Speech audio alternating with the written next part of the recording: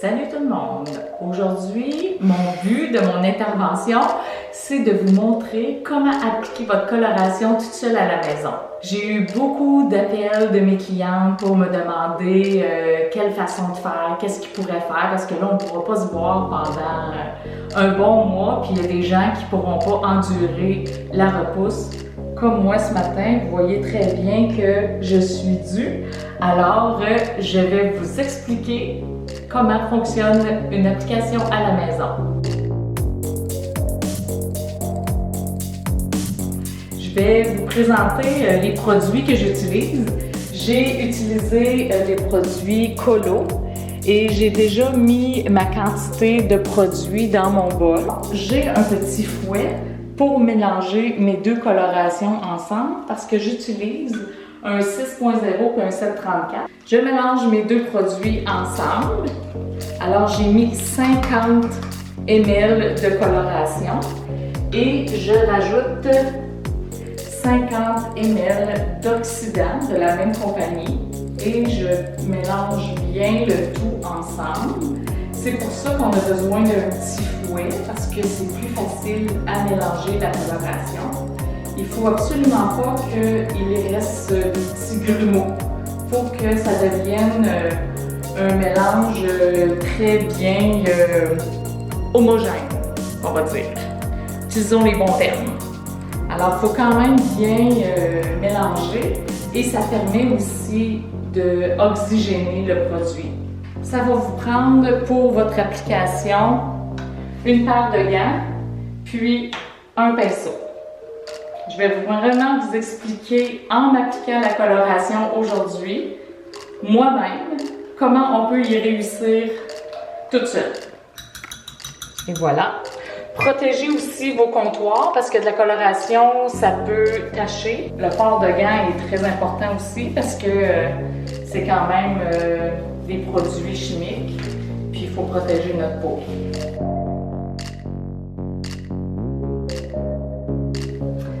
Premièrement, vous voyez que j'ai enlevé mes lunettes. On ne peut pas appliquer notre coloration avec nos lunettes, on va les tacher. Si vous avez de la difficulté à voir, bien, vous allez devoir vous rapprocher le plus possible de votre miroir ou peut-être prendre un miroir qui est grossissant. Premièrement, vous devez séparer vos cheveux d'une ligne que vous pensez être le plus droit possible.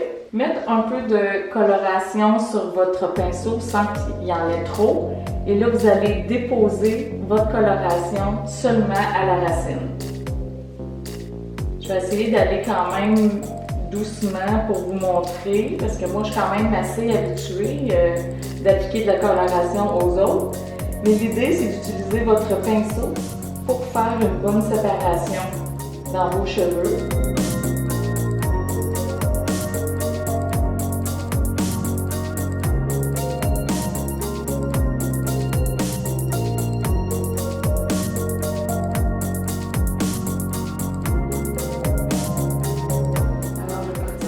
Puis je vais m'en aller jusqu'en arrière de l'oreille. Comme ça, je me fais une autre partie et j'applique ma coloration.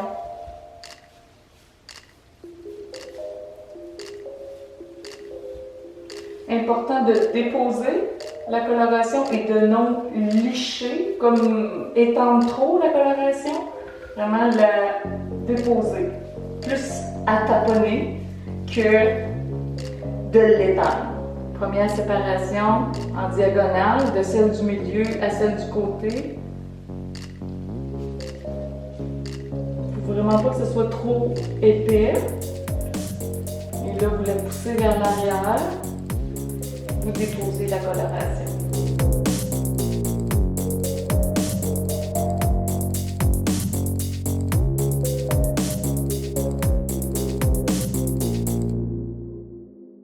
Quand on prend la mèche et qu'on la redescend sur l'autre, il faut quasiment voir la coloration qui a été appliquée avant. Fait qu'on applique la coloration sur le dessus, puis vers le bas. Puis quand on resépare, là on voit qu'il y a de la séparation, qu'il y a de la coloration déjà à travers. C'est vraiment l'idée, c'est de ne pas avoir trop d'effets de cheveux.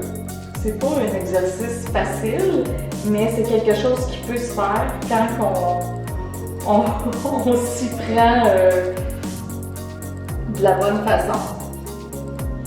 C'est peut-être difficile pour certains bras parce qu'on a toujours les bras dans les airs, mais ça se fait quand même bien.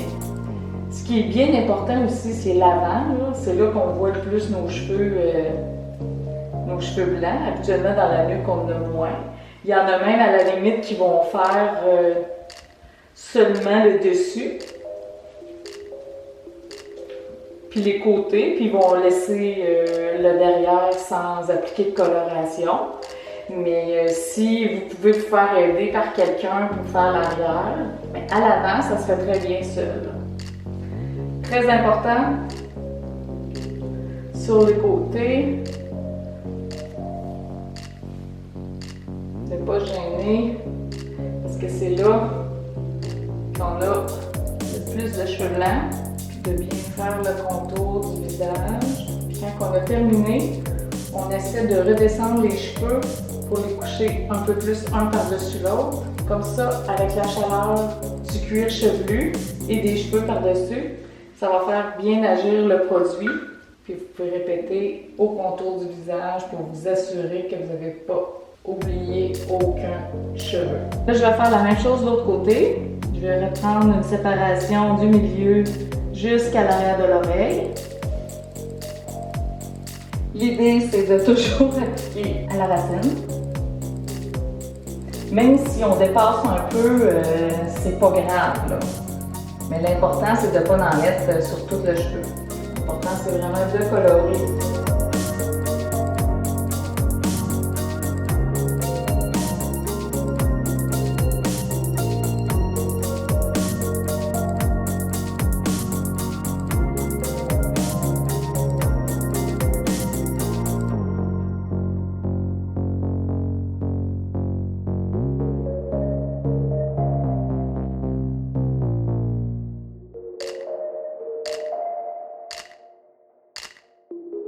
Il n'y a pas de limite de temps vraiment pour appliquer la coloration. C'est sûr et certain qu'il ne faudrait pas dépasser 30 minutes pour l'application. Je pense que vous allez en avoir assez. Puis quand on parle de temps de pause, après que je vais avoir terminé d'appliquer la coloration, c'est vraiment là, quand vous avez terminé, c'est là que ça commence le temps de pause pour faire agir la coloration. Là, les côtés sont terminés. On arrive à la partie arrière. C'est la partie la plus difficile. Je vous dirais qu'on ne voit pas. Il faut vraiment y aller au feeling. Voir, toujours essayer de prendre nos séparations le plus fin possible. Puis, on va sentir qu'on met de la coloration à notre racine. Vous pouvez toujours demander à quelqu'un qui peut vous aider à faire l'arrière. Sinon, vous le laissez tomber. Vous n'êtes pas obligé de le faire.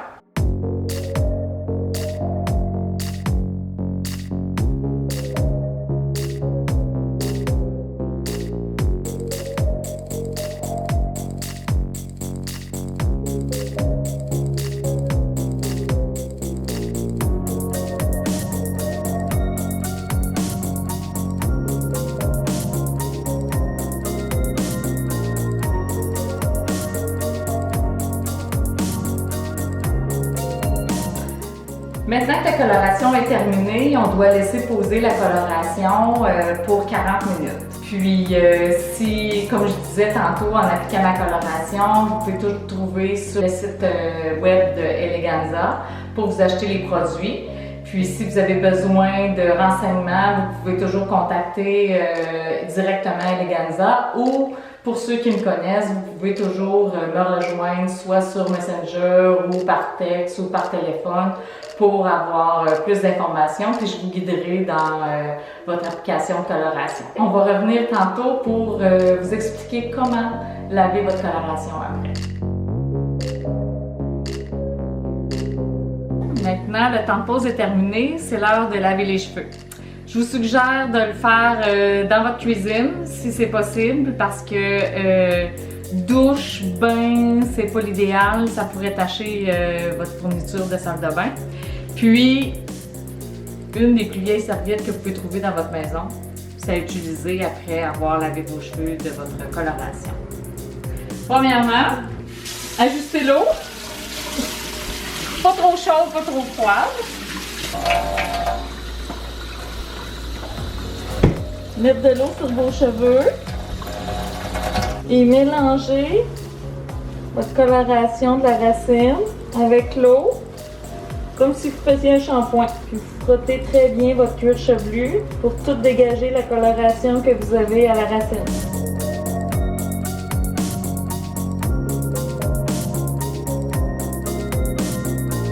Puis après ça, on rince jusqu'à temps qu'on ait de l'eau claire. Maintenant, on peut enlever les gants, essuie-yeux. On prend le shampoing pour cheveux colorés ou le shampoing qu'on a à la maison pour les cheveux. Et là, on lave nos cheveux.